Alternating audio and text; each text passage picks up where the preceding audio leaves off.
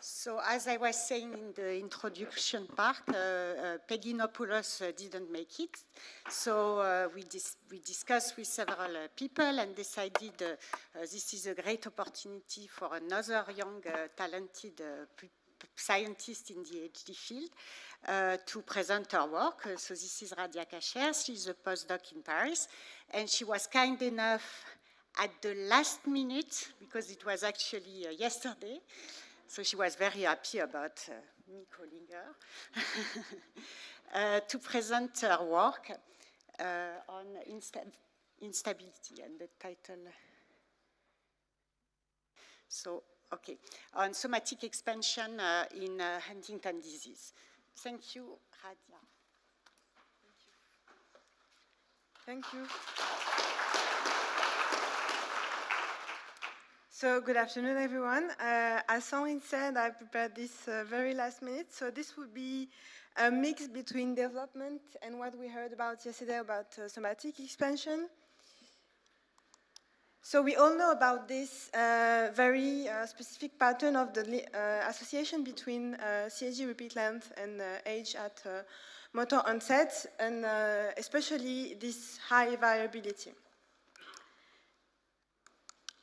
And yesterday, we had many very interesting talks about this GWAS association study that showed that there are genetic modifiers that influence disease onset, especially in loci that are in DNA maintenance genes. And these DNA maintenance genes themselves, they have an impact in the somatic instability of the CAG repeat. So with that, just a quick reminder of the two possible modifications of the CAG repeat. So between generation, there could be an increase or a decrease of the CAG repeat. This is called anticipation. And in our study, we were interested in the somatic modification, meaning that in an organism, there could be different size of the CAG repeat in different organs. And so the question we asked was, how does the somatic expansion evolve through the course of the life, and especially from the brain development through the adult brain? And this is a work that was published last year in eLife.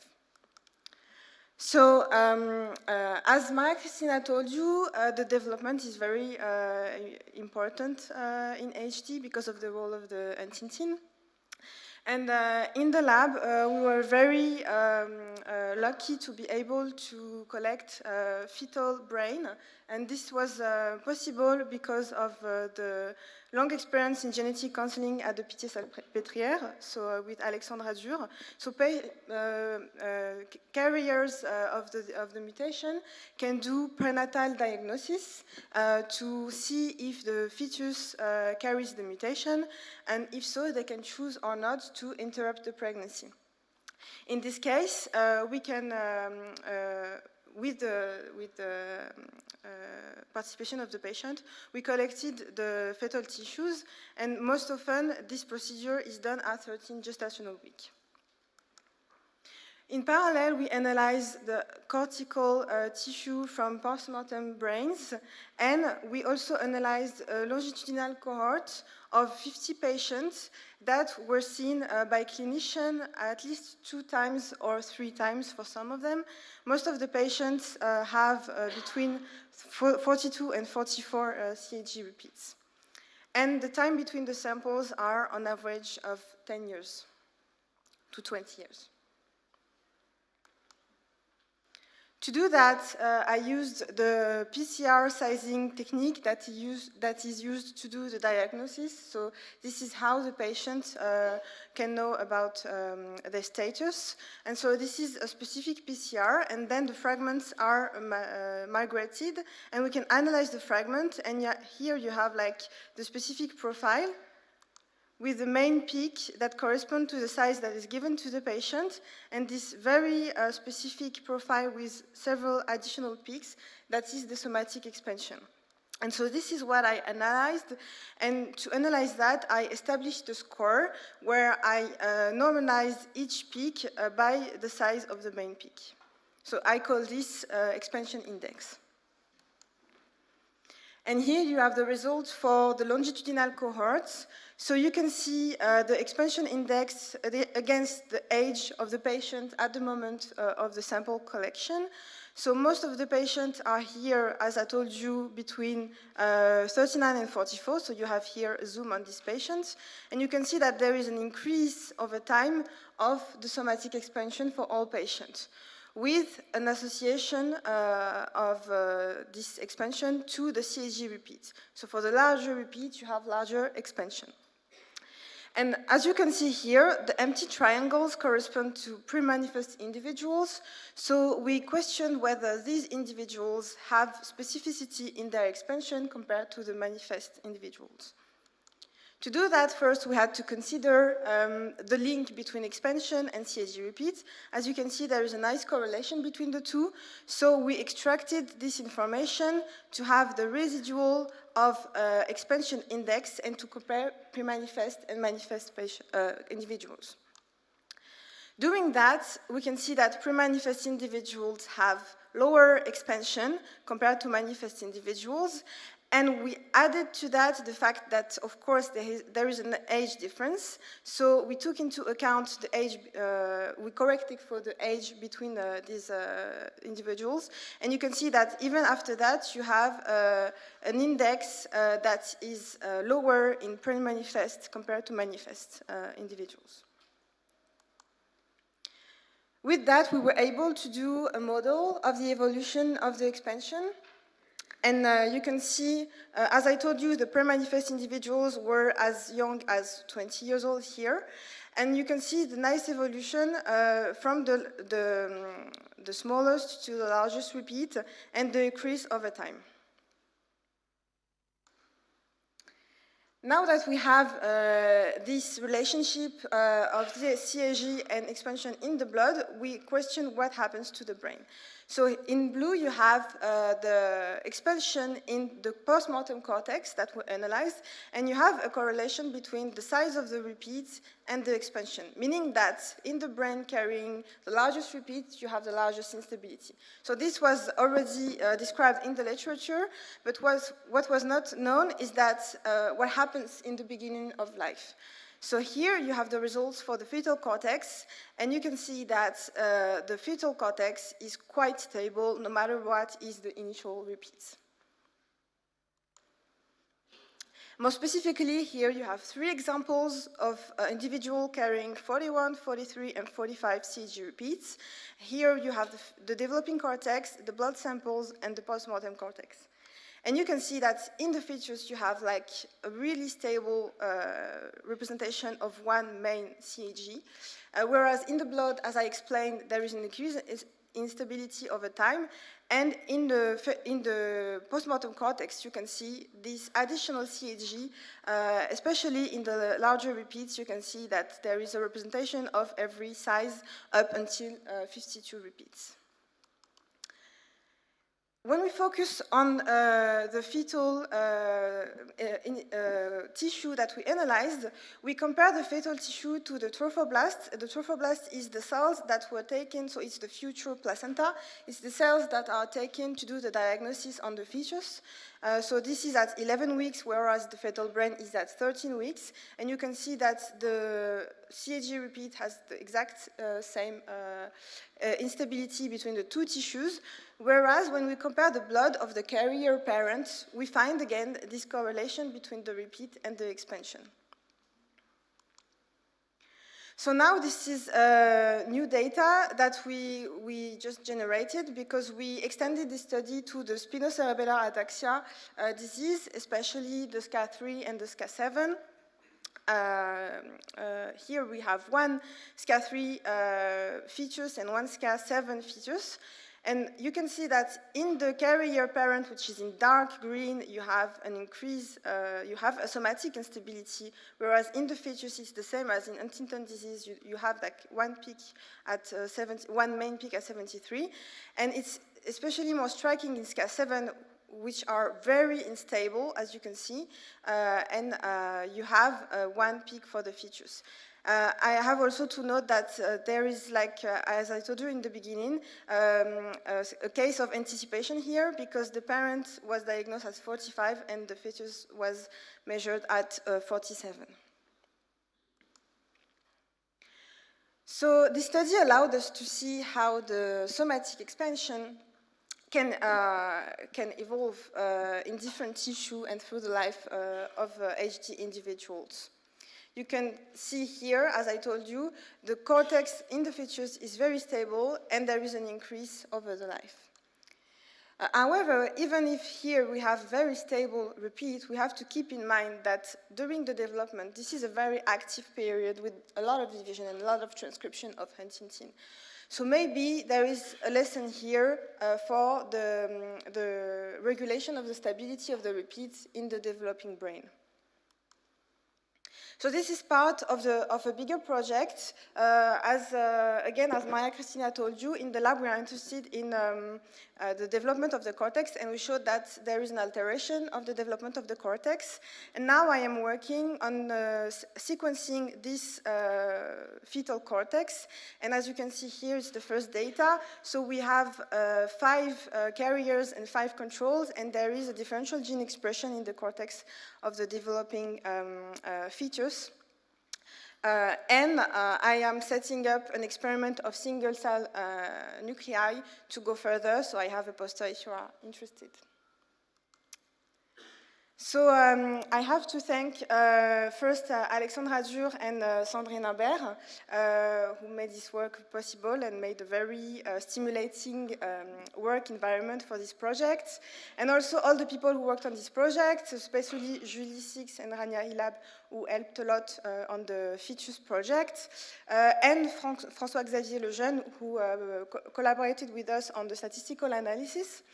And of course, all the team of the hospital, of the maternity department, and the neurogenetics department, and most of all, the HD individuals, of course. And thank you for your attention.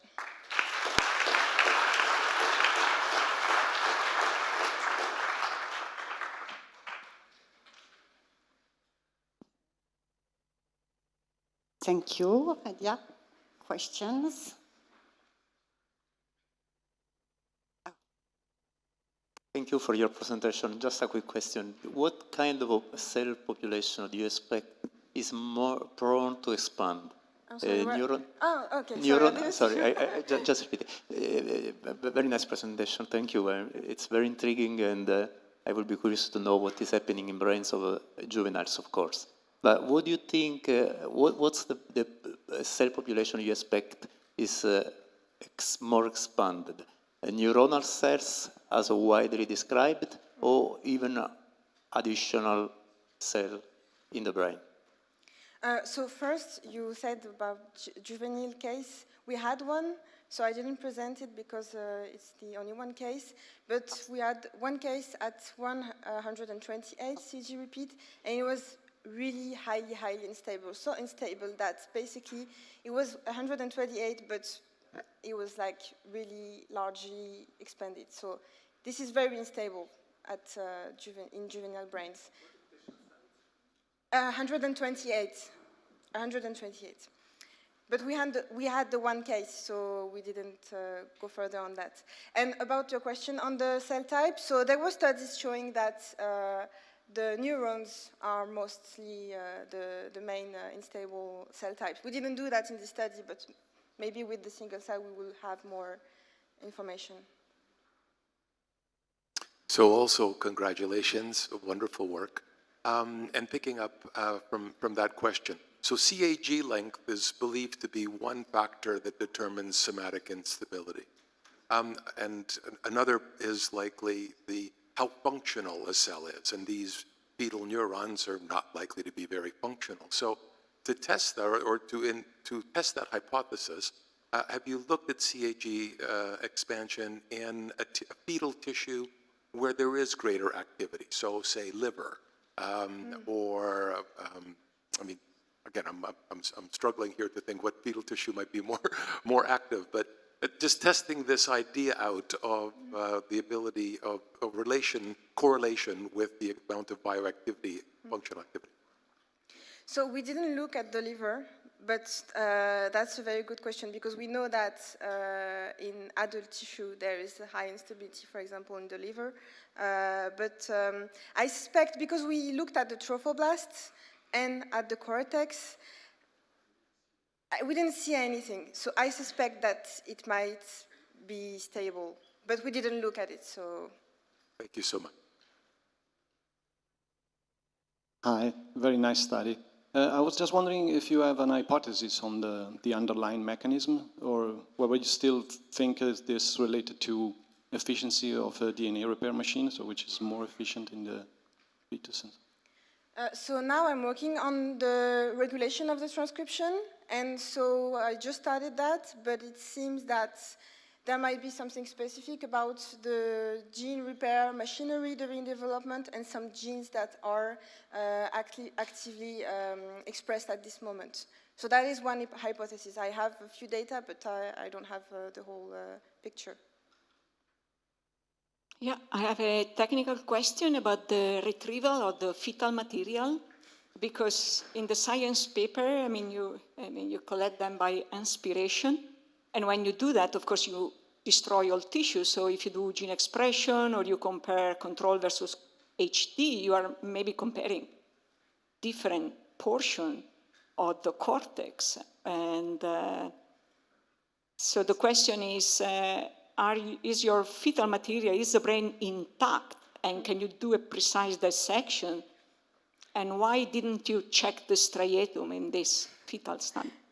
So, of course, it's very complicated to gather this tissue, and all the samples were not intact. But what we do systematically is we check by immunohistochemistry, as in the science paper, if we are in the good area, and we double check with qPCR also.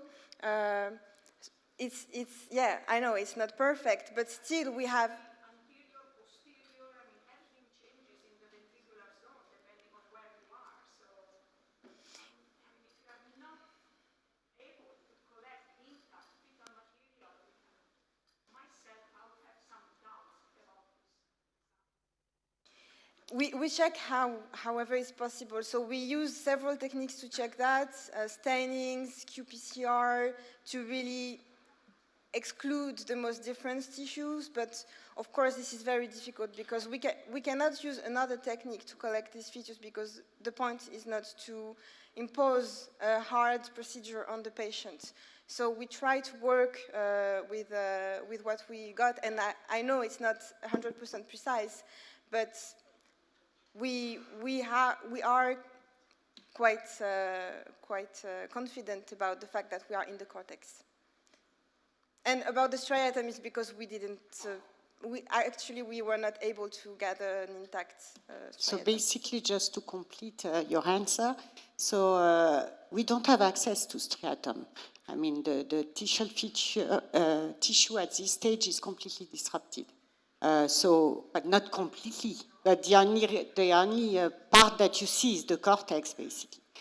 And in parallel to answer, but again, it's not perfect for sure, what we did in the science paper is we did a thorough analysis of the mouse models in parallel. And at this stage, of course, at later stages, the corticogenesis is completely different. But at this stage of proliferation, it's quite close. I mean, the developing brain of the mouse models are quite close to what's going on in human, first. Second, we use several mouse models. We could always recapitulate the same stuff. And third, we looked, of course, in all the different, because you're right, corticogenesis is not the same depending on the position, if you are occipital or frontal. And we found, we can discuss it in more details, but we found basically a similar defect. But to conclude, maybe Alexandra wants to add something, but we cannot, at gestation week 13, you don't get a full intact tissue. But also in the science paper, there is intact tissue from gestation week 16, okay, where we get the same result. looking at the somatosensory cortex. I think we have to move on. So